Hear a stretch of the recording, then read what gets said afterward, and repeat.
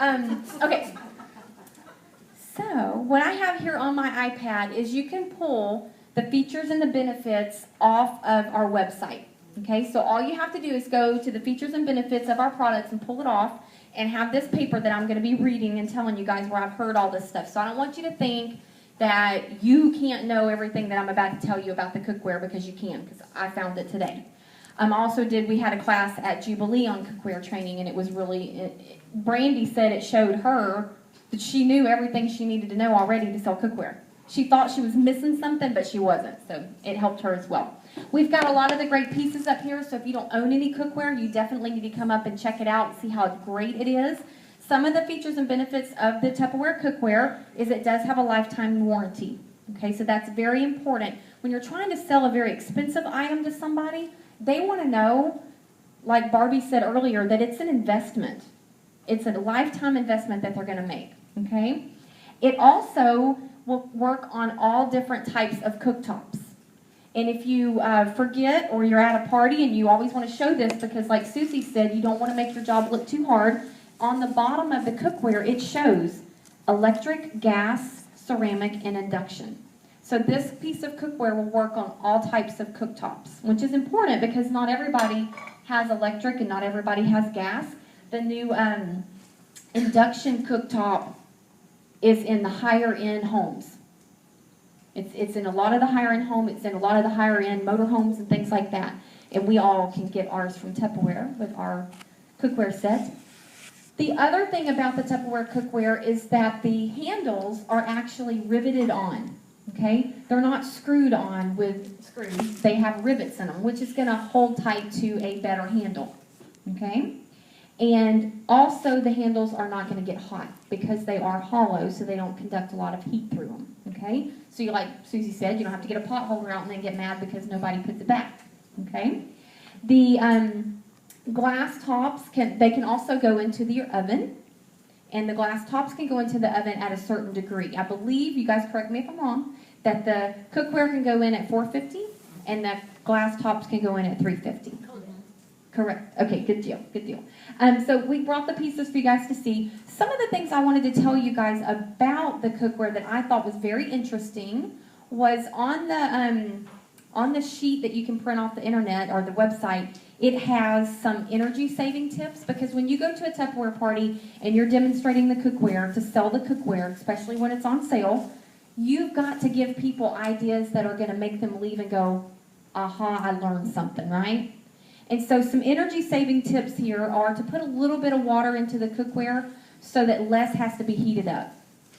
Less that you're trying to heat up, the less energy you're going to be using. And more of the nutrients will be staying into the foods with the less water that you put into it. Okay? It also says to turn your stove top or your cooktop off 5 minutes before the food is done. Or if you're thinking, I probably need to cook this about 5 more minutes, turn your cooktop off 5 minutes prior and leave it there and let it continue to cook, because all that heat's still on there. Okay, so you're turning your energy off there. If steam is escaping from the cover, then you have it up too high. So let's say we've got this on the cooktop and it's cooking and you see steam coming out of the side of it underneath the cover, then that's kind of giving you a little clue that you've got that's cooking too hot. Okay, you need to turn it down some. And then generally, to minimize cook time, you want to not take the top off too much unless you have to stir and things like that. As far as cleaning the cookware, because it is stainless steel, a lot of people are going to immediately, if they haven't already, you're going to see them shy away from not wanting to buy it because it's not Teflon coated. Has anybody experienced that? Oh, I don't like stainless steel, it sticks, yada, yada, yada. Okay, I thought the exact same thing until I owned mine. Another thing is if you don't own the cookware and you're not using it, you're going to have a very hard time selling it. Okay? Think about if you met somebody and they told you that they sold this miracle wrinkle cream. And they're standing there telling you all about it and they have wrinkles all over their face. And you're like, do you use it? And they go, no. Then you're not going to want to buy it from them, because if she's not using it, why should you use it? Does that make sense? So unless you're going to be able to use this and tell people how great it is, you're going to have a really hard time selling it. Okay? Another great thing, here's what you're going to do. You're going to explain to people how it's not going to stick. Number one, You're never going to put oil into any kind of oil or fat into your cookware until it's heated. Okay? So you're always going to use your cookware on medium heat or lower. Very, very rarely will you have to use it on high heat because the stainless steel, the aluminum, the tri-ply that it's got in there, all that technical stuff, is going to cause even heating and retain the heat very well to where you're only going to have to cook on medium or lower.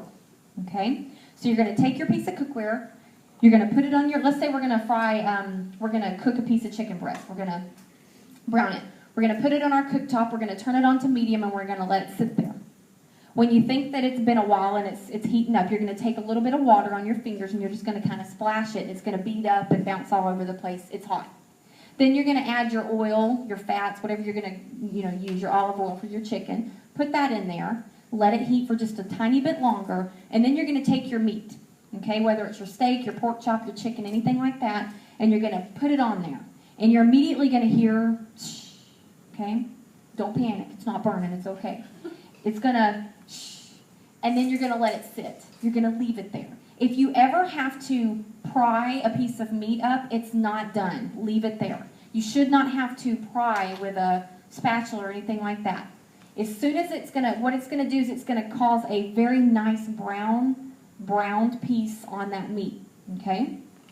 Then when you leave it there, and after you cook with it a while, just a couple times, you're going to figure it out how quickly it's going to brown. And then you're going to take your spatula that's not going to scratch, and your what's the thing? Okay, a spatula is the thing that we stir. What's the thing we flip with? A spatula. That's a spatula? They're both spatulas?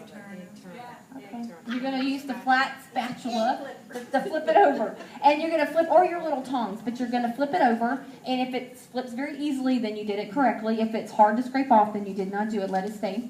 You're going to flip it over and you're going to cause it to brown on that side. It's going to cause it to stay very juicy and moist in the middle. We learned at Jubilee at that class that you don't ever want to cut your meat open while it's cooking like that because you're letting all the moisture and juices out of it, and it's going to be very dry in the middle of it when you get ready to eat it. Okay? I was guilty of that because I wanted my inside to be cooked, and that's why my meat was always dry. So don't do that. The other thing, let me look on here really quick because I don't want to miss telling you guys anything that I learned today. Okay. The Dutch oven, the stock pot, the big tall ones, the beautiful ones. Give people ideas of what they're going to be used for. And on this paper it talks about the taller pots with larger capacity are great for soups, chilies, larger quantities of vegetables and things like that. So you want to give people ideas of what sizes they would need and why. It even gives you some items to cross-sell with these, like our knives and things like that, and even our storage containers, so you could show them how to cook meals ahead and then store them in the freezer with the storage containers could go along with this. As far as cleaning, you don't ever want to put cookware in the dishwasher. You guys know that. You want to use warm soapy water to clean it with. If you ever have anything burned in here and it looks pretty bad and you don't think you're going to be able to get it off, all you have to do is you can leave your stove on low. You can add soapy water to it and just let it sit there, and it'll cook it off, so to speak. To get it all off there, and then all you have to do is wash it in the sink and clean it up with soap. If you ever get burn marks or anything like that in there that's not coming clean, we clean ours, everybody cleans theirs with Barkeeper's Friend. I know you guys have heard that before.